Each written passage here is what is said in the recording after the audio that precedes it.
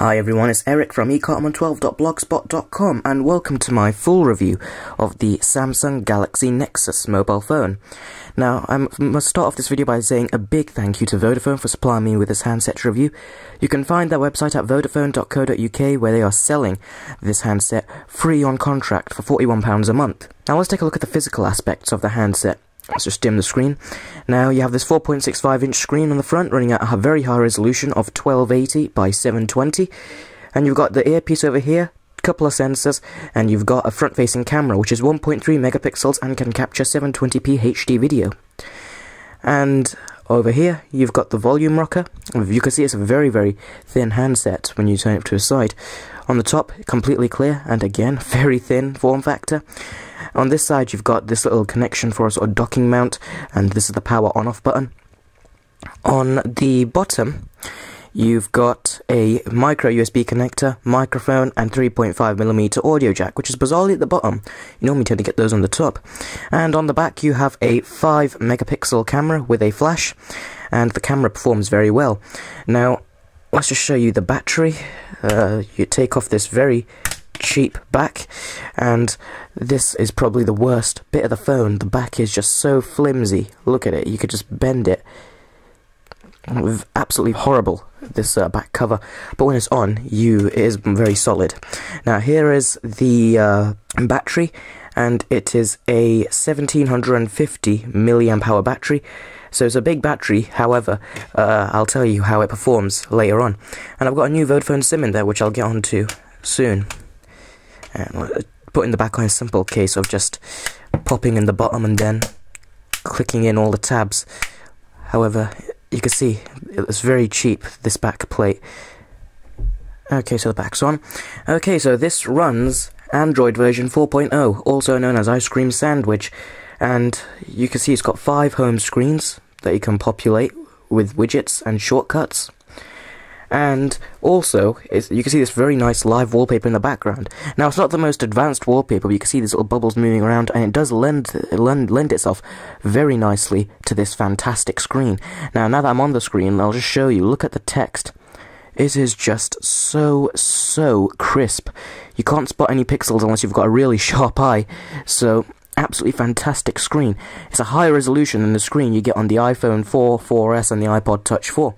And it does look a lot better. Colours are much more accurate, much more vivid, and when you compare this side by side with an iOS device with the Retina display, you'll notice that this looks a lot more vibrant, and the Retina display looks like it's beginning to show its age. So I really do like the actual screen on the handset. Okay, so Vodafone did send me also another SIM card, and I can now make phone calls with this. And also on the subject of phone calls, the earpiece for here when you're making and taking calls is very clear. Very clear. It's been a joy to listen to incoming call quality on that. Microphone at the bottom for outgoing call quality is also very good as well. No complaints on recipients who have been taking calls from me. Now, it does run at a very nice speed. It's got a 1.2 GHz dual-core processor, and that means that everything is so super snappy. So, when you're launching applications, going into the web browser, which I'll give you a quick look at right now, you can see my website, it loads up just so fast. You can see just how it just loaded that up. It was just lightning fast. And when you're in the browser, if you want to reflow the text, just double tap, and there you go, it's reflowed the text. Not as good as HTC's implementation. As you pinch in, it's already reflowed, but there you go. That's another way around it. And it pinch to zoom, as you saw, was very smooth. Playing games on it, especially the high-end ones like Backstab, is an absolute joy. It runs very smooth. However, I'm not really a fan myself of games on a mobile device, but for everyone else who is, they will really have a good time on this.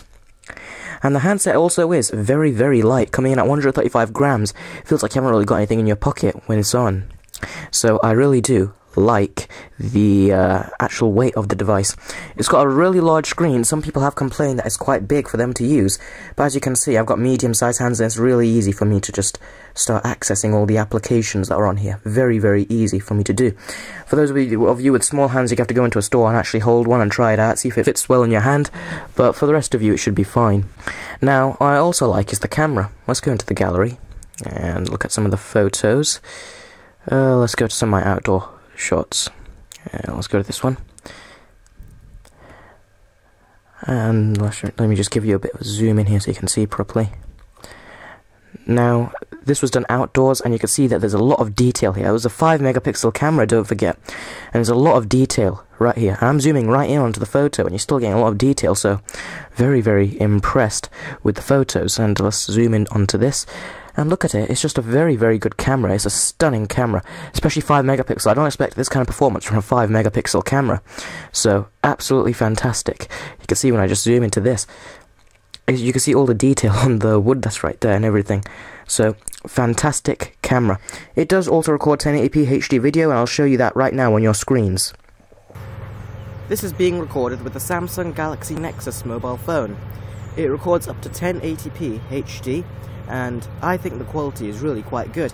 It's a shame that you can't touch to focus while you're doing the video recording, which really is a shame. I would have really liked it if they would have allowed touch to focus while recording, because my HTC Desire S does that, and this is a much more higher end phone. So it focuses automatically. Let's just get into one of these benches right here and go to a place where you can't see my shadow. So that's a bit out of focus, and hopefully, there you go, it should go in focus. You can see this little spider is an ant right in here. Okay, so let's just go in closer. So your subject has to be well lit, then you can go very, very close and it'll still stay in focus. So, I really am quite impressed. As you can see, it is taking a bit of time to focus, but I really am quite impressed with the HD video recording this mobile phone is capable of. Very nice and smooth as well, and the microphone quality is much better than what you get on, say, the Samsung Galaxy S2, where it puts breaks into the audio. Now let's get back to the review. So I hope you found that video sample useful. The video quality on this is very, very good. I really like the 1080p HD video, and you can see widgets as well. This is taken right out of Honeycomb, these widgets right here. This is a browser widget, and as you can see, you can just tap and hold. You can stretch it and make it smaller if you so wish, like that. And you can make it like that as well, but I will just keep it at that size. You can also customize the dock as well at the bottom, so you can change the application, like I've changed the SMS text messages to an OnLive application right over there. I really do like the widgets. Android is normally very boring when it comes to widgets out of the box. When you have stock Android, that's why I always get a HTC device that's got loads of widgets out of the box. That's why I never really like a stock Android device. However, they have resolved that issue here because you get a lot of nice widgets.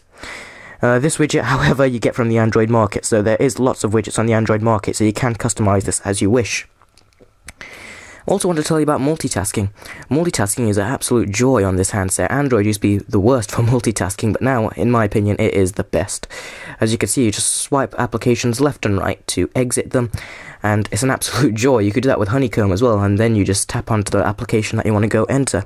So, absolutely love this handset. The screen is a fantastic experience to watch a movie on this. Not much files are supported like MKVs, unfortunately, but if you do try finding the workarounds and stuff, or what you could use is this third-party video player called Mobo Player, and this plays pretty much all video files I've thrown at it on my Desire S. On Ice Cream Sandwich, looks like it's not working 100%, but in future updates it should work fine on Ice Cream Sandwich, and then you'll be able to have a fantastic media device right here, or media experience on this device. That's what I've really enjoyed using this for. It's a fantastic media device, and the screen is so clear and vibrant and big, and when I go back to my iPod Touch 4, it just feels like that screen is so tiny that I just don't want to use it to watch videos anymore. I always go back to this. Watching YouTube videos on this is an absolute joy as well, and the YouTube app has been slightly revamped. Let's just go into it. And it's obvious who we're going to search for.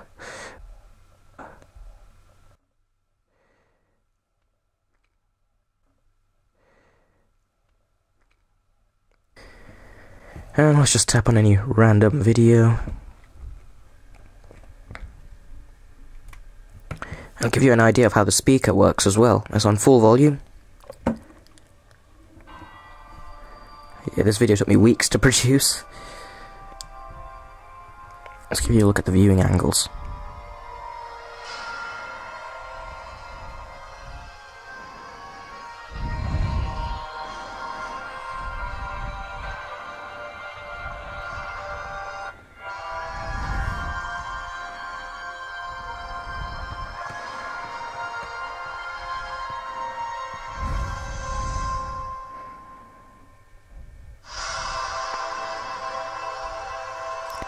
epic review intro, right?